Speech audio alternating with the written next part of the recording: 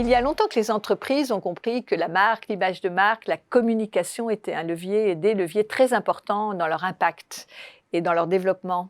C'est un petit peu plus long dans l'enseignement supérieur et on peut se poser la question du pourquoi.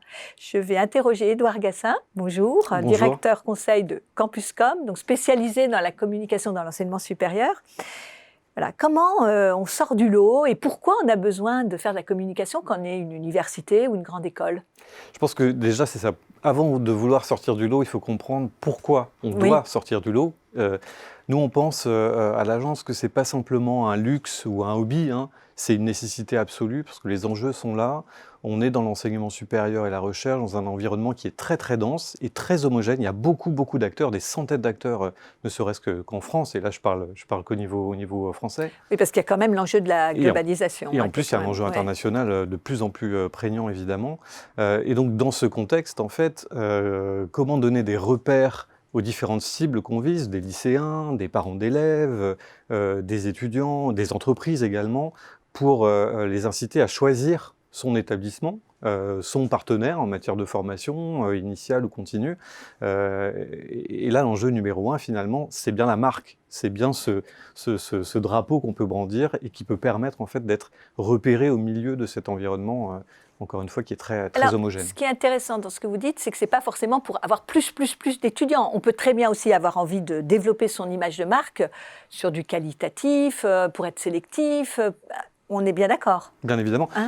La première invention de la marque, c'est être un repère pour être vraiment perçu au milieu d'une offre abondante, mais c'est aussi la valeur, c'est de donner de la valeur à son offre. Donc c'est pas forcément faire grossir ses effectifs, ça peut être aussi doper ses prix. Et puis valoriser en fait les activités de ses enseignants-chercheurs, les activités de tout l'établissement aux yeux de l'ensemble de ses publics cibles. Alors, une fois qu'on est conscient de ça, on a l'impression quand même que tout le monde propose la même chose. L'expérience étudiant, l'international, l'insertion, le salaire, la recherche. Enfin, les mêmes mots sont partout dans la vision, dans la mission. Comment on sort du lot? C'est vrai. Nous, on accompagne des établissements depuis 12 ans maintenant. Ce qu'on constate, c'est que les choses ont évolué. Il y a une dizaine d'années, parler de marque dans le secteur, c'était même dans des écoles de commerce d'ailleurs, c'était un peu tabou. C'est derrière nous. Aujourd'hui, on peut le faire. Par contre, ce qu'on n'a pas encore fait, c'est vraiment travailler les marques, les structurer. Aujourd'hui, toutes les universités, toutes les grandes écoles sont ouvertes sur le monde, forment les ingénieurs du futur, etc. Elles ont quasiment toutes le même discours. Et là, il y a un choc quand même à créer très certainement dans le secteur.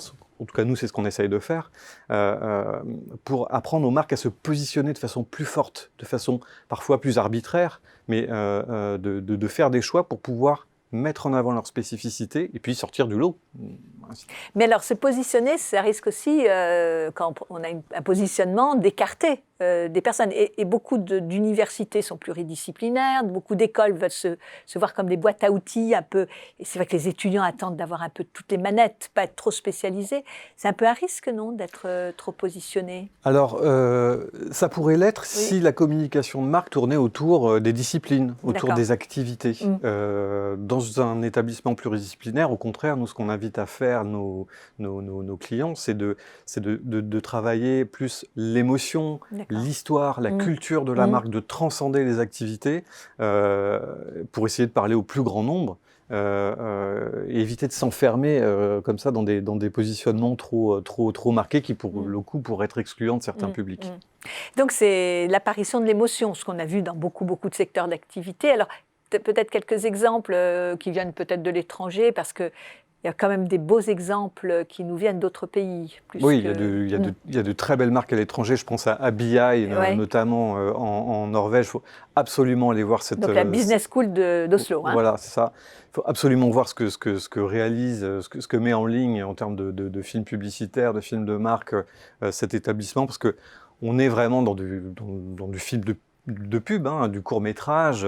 C'est drôle, c'est émouvant.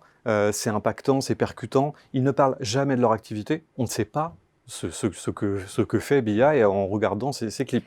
On le sait quand on va voir son site internet et on a envie d'aller voir son site internet quand on a vu alors, le film. par exemple, c'est l'image de Game of Thrones du Nord ou d'un acteur très connu des jeunes. Voilà, c'est des mises en... Enfin, c'est très incarné, en fait. Hein. Exactement. Finalement, on utilise les leviers de la communication corporate, de marque ou de la publicité, comme dans d'autres secteurs d'activité. Et j'ai envie de dire un peu de façon décomplexée, oui, en faisant appel à des stars, en mettant des budgets un petit peu plus importants, et puis en jouant sur des cordes un peu sensibles qu'on sait impactantes auprès des publics. Parce que le reste, de toute façon, c'est une évidence. Qu'il y aura de l'insertion, qu'il y aura des bons cours, enfin, c'est ça. On le présuppose. Et c'est ce qui est un petit peu alarmant quand on regarde la façon dont les marques françaises s'expriment aujourd'hui. Elles mettent en avant beaucoup de chiffres clés. Alors, on peut le dire, les chiffres clés, ça ne marche pas, ça n'impacte pas. Et elles mettent en avant des formations de qualité, des recherches, de la recherche d'excellence, de la vie étudiante dynamique. En fait, c'est ce que demandent à la base les étudiants. Et voilà, c'est comme si on demandait à une voiture de nous emmener d'un point A à un point B. Oui, enfin, c'est le fondamental. Quoi. Alors, il y a un exemple que vous avez qui est assez intéressant, c'est celui d'Audencia, on peut le citer, où il y a eu ce clip avec justement un... C'est un acteur, hein, je crois que c'est pas un vrai, c'est un acteur, mais qui va cheminer dans toute école et puis justement avoir un récit, en fait. Et là, on sent que des codes ont été complètement changés par rapport quand on regarde les anciens clips d'Audencia. Oui, c'est ça. On était dans l'univers un peu classique auparavant à Audencia, d'une communication très bien faite, très léchée. Très propre. Les images de drones, les étudiants qui font de l'aviron, c'est puissant. Voilà.